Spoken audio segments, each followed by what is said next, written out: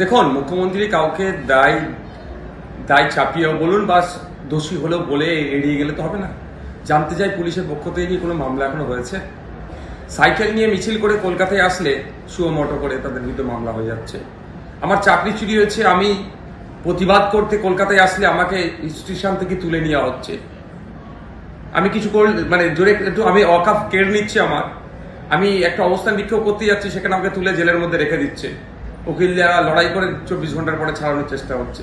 তাহলে এত বড় দুর্ঘটনা ঘটে গেল, এখনো পর্যন্ত পুলিশ মন্ত্রীর পক্ষ থেকে কি পুলিশে আইনি ব্যবস্থা হচ্ছে সেটা মুখ্যমন্ত্রী জানাক। আর কে কার দায় ঠেলাঠেলি করছে? তো গোয়েঙ্কা বাবু ভাবছে যেন ব্যানার্জি বাবুদের দায় ঠেলাঠেলি হচ্ছে। এদের দায় ঠেলাঠেলিতে আমরা সাধারণ নাগরিকরা মরবো?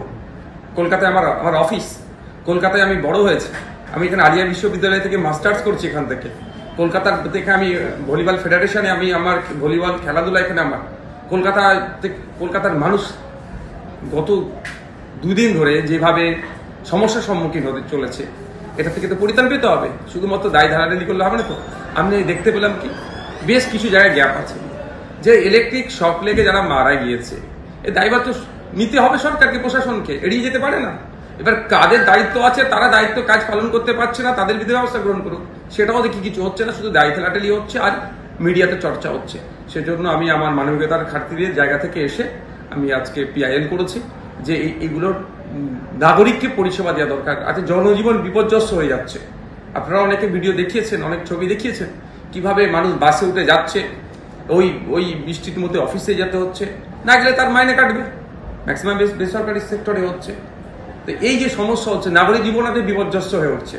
তো নাগরিক সুরক্ষা বলে কিছুই নাই কলকাতা শহরে। সেই জন্য আসছে আজকে কোর্টের দ্বারস্থ হয়েছি। আশা করছি বিচারপতি ডাইরেকশন দেবে আগামী দিনে কলকাতা শহর সুস্থ থাকবে, কলকাতা শহর সচল থাকবে। আচ্ছা, মেয়র দাবি করেছিলেন মঙ্গলবার রাত 10টার মধ্যে জল নেমে যাবে, কিন্তু বাস্তবে এখনো কলকাতা শহরের অনেক অংশ জলমগ্ন। মেয়র সাহেব অনেক গল্প শোনান, কাজের কাজ কিছু হয় না। মেয়র সাহেবের কাজ হবে, মেয়র সাহেব যদি দায়িত্ব দেয় আমাদেরকে বলুক, আমরা নিয়ে যাচ্ছি। যেগুলো যে কলকাতা শহরের এই নিকাশি ব্যবস্থাকে ধ্বংস করেছে, যেখানে সেগুলো বুলডোজার চালাবে, জিজ্ঞাসা করুন তো। বৈধ তো অবৈধ নয় সেগুলো।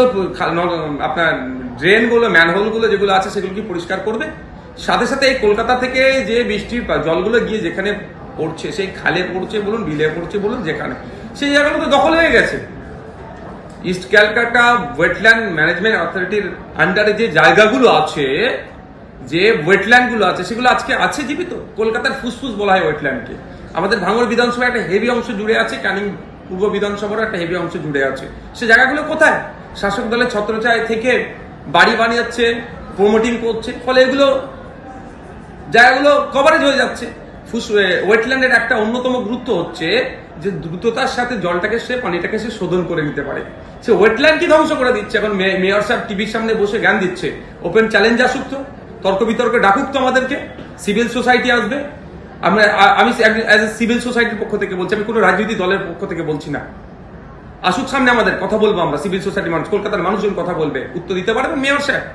যেখানে প্রশ্ন হচ্ছে, যেগুলো বলছে ওখানে প্রশ্ন করার জায়গা নাই। আপনারাই খুব বেশি, মানে মিডিয়া ছাড়া কোনো থার্ড কেউ কোশ্চেন করতে পারছে না। ওয়েটল্যান্ড গুলোকে ধ্বংস করে দিয়েছে। ওয়েটল্যান্ড যদি আজকে ঠিক থাকতো, কলকাতার যে জলাভূমিগুলো ছিল সেগুলো আজকে কোথায়? 2011 থেকে 2025 কত পুকুরকে এরা, ডোবাকে এরা কলকাতা শহরেরকে ধ্বংস করে দিয়েছে। সেগুলো বুঝিয়ে এই প্রমোটারদেরকে দিয়ে অবৈধভাবে সেগুলোকে নির্মাণ করেছে। এগুলো জানেন না মেয়র সাহেব? এখন মানুষের কাছে ভালো শাস্তি চাইছে। 10টা মানুষের প্রাণ চলে গেল।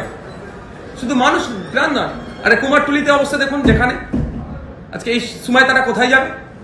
রাজ্য সরকারকে দায়িত্ব নিতে হবে, মিউনিসিপ্যাল কর্পোরেশনকে দায়িত্ব নিতে হবে, তার ক্ষতিপূরণের ব্যবস্থা করতে হবে। বই পড়াতে যান, সেখানে বইগুলোর কি অবস্থা হচ্ছে।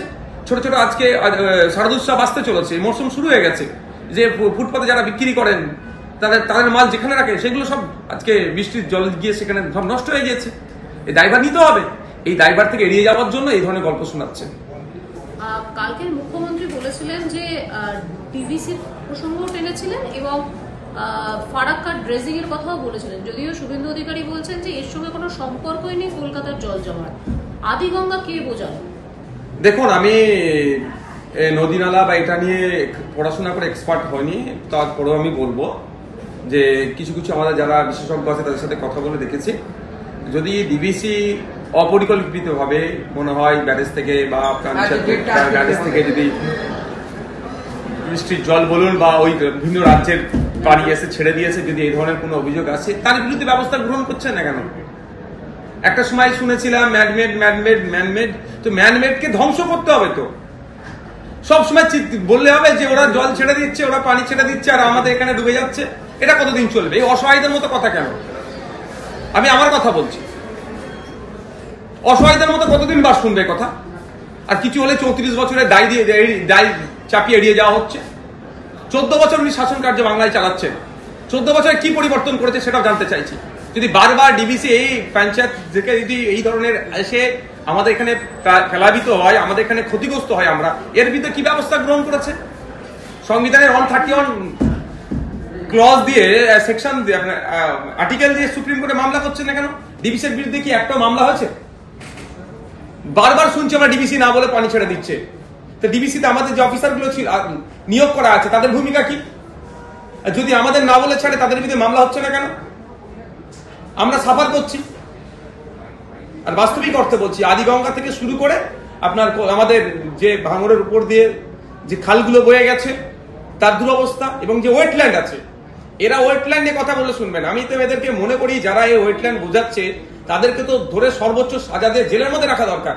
কলকাতার ফুসফুস বলা হয় ওয়েটল্যান্ডকে, সে ওয়েটল্যান্ড এই শওকত মোল্লা সাহেবদের নেতৃত্বে ভাঙড়ের একটা অংশ এবং ক্যানিং এর একটা অংশকে এরা বুঝিয়ে প্রাসাদ বাড়ি বানাচ্ছে। এই নিয়ে কলকাতা হাইকোর্টে মামলা হয়েছে। আর আমি আপনাদের বলে যাই, আমি আগামী দিনে মামলা করতে আসছি কলকাতা হাইকোর্টে। আমি আসবো, আমি ভাঙড়ের তখন আসবো ভাঙড়ের বিধায়ক হিসাবে মামলা করতে। আজকে আমি এসেছি আমি একজন নাগরিক হিসাবে। কলকাতা থেকে আমি বড় হয়েছি, কলকাতায় আমার এখানে আমার স্পোর্টস এর গ্রাউন্ড, এখানে আমি খেলাধুলা করেছি, এখানে আমি পড়াশোনা করেছি। কলকাতার মানুষের দুর্দশার কথা ভেবে আমি একজন মানুষ হিসাবে মামলা করতে আজকে এসেছি। আর আগামী দিনে আমি আসবো মামলা করতে, এখানেই আসবো একজন ভাঙড়ের বিধায়ক হিসাবে। আমাদের বিধানসভায় ওয়েটল্যান্ড গুলোকে এটা ধ্বংস করে দিচ্ছে, বুঝিয়ে সর্বনাশ করছে। গতকাল যখন এরকম প্রাকৃতিক দুর্যোগ অনেক মানুষকে বাধ্য হয়েছিলেন বেরোতে তারা, কিন্তু কোনো সরকারি বাস ছিল না, প্রাণ বাঁচালো শেষ পর্যন্ত বেসরকারি বাস এবং মেট্রো। 34 বছরের গল্প শুনিয়ে সবসময় এড়িয়ে যাওয়ার চেষ্টা হচ্ছে। এই 34 বছরের গল্প শুনিয়েছে, কিন্তু 14 বছর ধরে শিক্ষা, স্বাস্থ্য, গণপরিবহনের মতো গুরুত্বপূর্ণ বিষয়গুলোকে পুরো ধ্বংস করে দিয়েছে। আজকে সরকারি বাস কোথায়? গতকালকে বিশেষ করে বেশি বাস নামানো দরকার ছিল, তার পরিবর্তে বাস দেখা পাচ্ছিল না। ফলে আমরা দেখেছি, আপনারাই অনেকে দেখিয়েছেন ভিডিও, তার মাধ্যমে আমরা জানতে পেরেছি যে আপনার বাসে অত্যাধিক ভিড়। একটি বাস দাঁড়িয়ে আছে, তার পাশ দিয়ে যেতে যাচ্ছিল, বাসের দরজার কাছে ঝুলছিল, প্রাণহানির সংখ্যা ছিল, ভাগ্যক্রমে প্রাণে বেঁচেছে।